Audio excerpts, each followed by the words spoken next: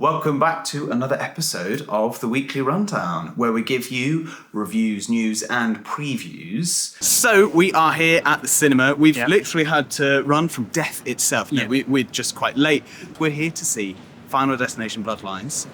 We've seen reviews, we've seen some news about how well it's done. Yeah. I'm excited. I'm excited. I'm tired. Yeah. It's hot and sweaty. We sprinted here. It's a perfect viewing setup for a film that will disgust us while we ourselves are disgusting. Physically, not like opinion-wise. Who knows? We'll let you know our opinions after the film. We have come out of the cinema. I literally clapped at the end. You clapped most of the way through. I did. I laughed. I'm clearly so incredibly evil. I laughed like death itself, laughing in the face of its victims. You went, oh God. I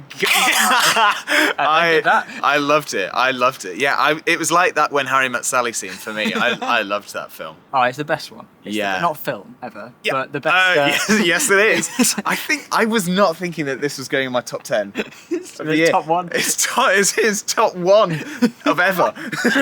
No, it was so fun. I mean, what made it brilliant is that our camera operator right now is still quivering with fear, not knowing what they'd let themselves in for. Same as the couple in front of us who left pretty close to the end, to be fair. This film is not for the faint-hearted. No, the people in front were checking Google Maps during the screening. Were they? Yeah. They were checking a safe route home.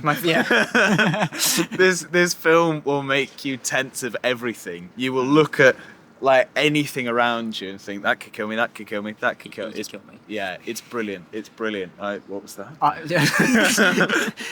This film is, I will say, exactly what you're expecting. Yes. Yeah. But all of it's really good. Yes. Not in like it'll meet you in the middle. It's like it does everything Final Destination says it will do. Yeah. As good as it can do it. And also with a fun new flavour of a period setting.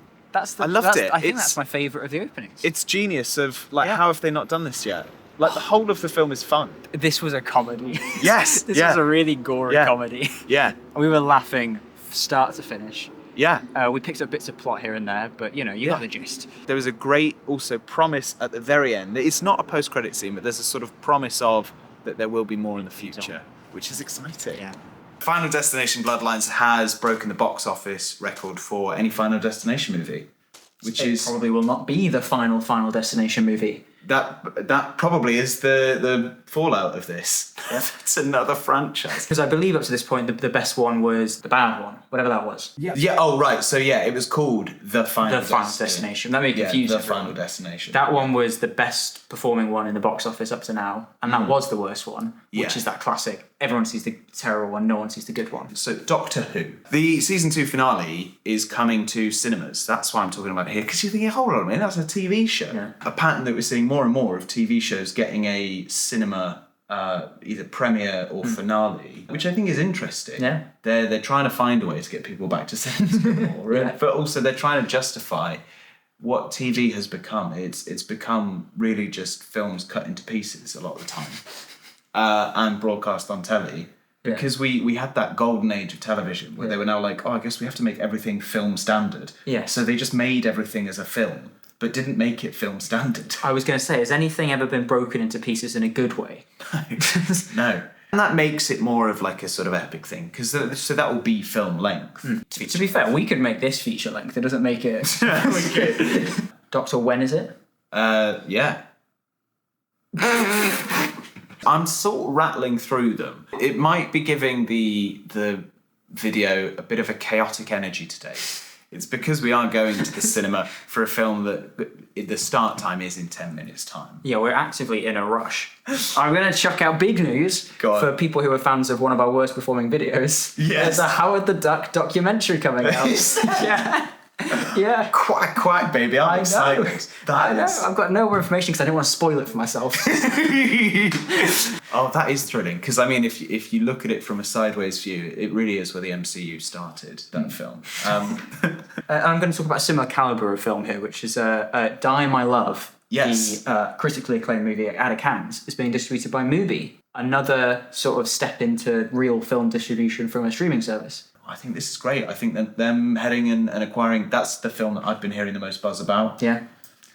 I've heard that Jennifer Lawrence is really great. There's a tiny clip I'll chuck up now of them roaming around like cats. I believe that's the only footage we've received.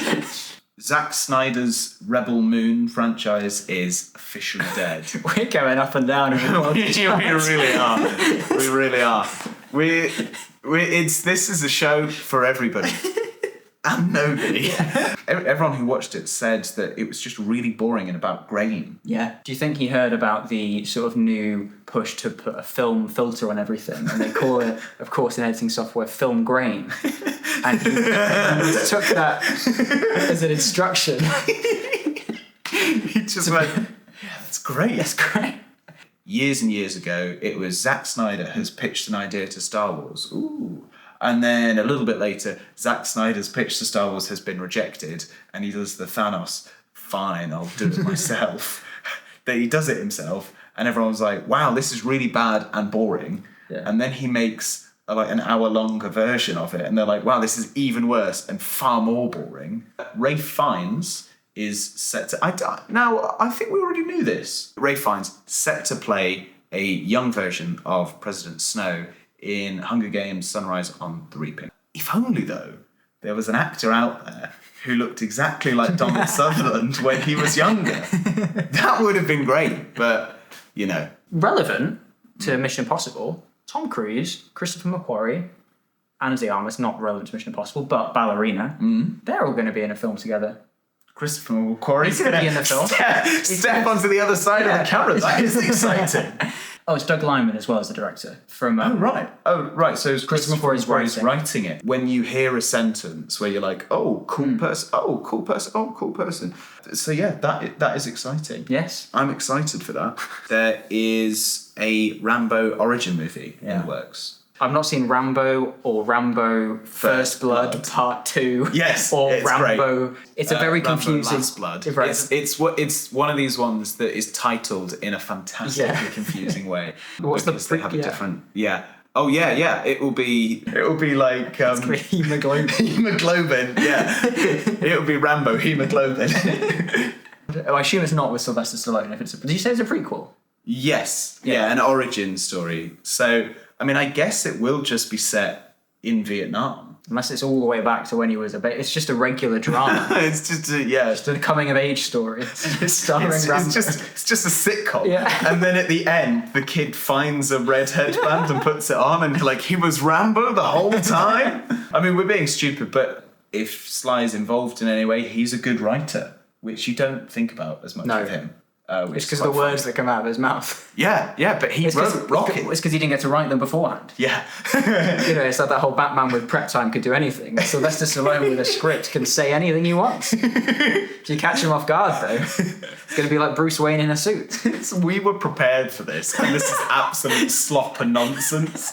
Preview of the films that we will be reviewing. The Outside Bet. I'm going to the cinema to watch Withnail and I. Cult classic with my mum. It's her favourite film. Yeah. It's a sold-out event. That'd be really fun. So you've led with the big one there. The more newsworthy options are... Mission Impossible. Yeah. The Final Reckoning. Continuing our streak of the final somethings. Yeah. We're excited.